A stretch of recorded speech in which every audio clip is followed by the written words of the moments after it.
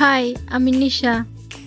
এখন বাজে রাত 11:30 আর আমি আছি দ্য 7-Eleven সুপারমার্কেটে। হ্যাঁ, ঠিকই, এখন বাজে রাত 11:30, তবে ইন্ডিয়ায়। আর আমি থাকি আফ্রিকায়, আর এখানে বাজছে রাত 8টা। তো আমি গিয়েছিলাম দ্য 7-Eleven সুপারমার্কেটে কিছু গ্রসারি শপিং করতে।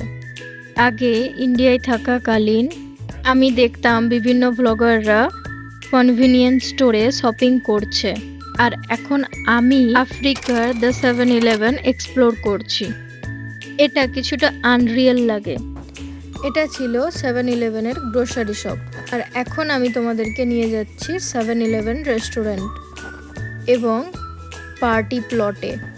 এখানে সাধারণত বিভিন্ন ছোটোখাটো পার্টি হয়ে থাকে, আর এটা হলো 7-Eleven-এর রেস্টুরেন্ট।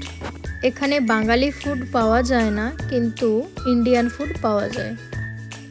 চলো, আমার শপিং হয়ে গেল, তাড়াতাড়ি গাড়িতে উঠে পড়ি আর গিয়ে তোমাদেরকে দেখাই আমি কি কি নিয়েছি।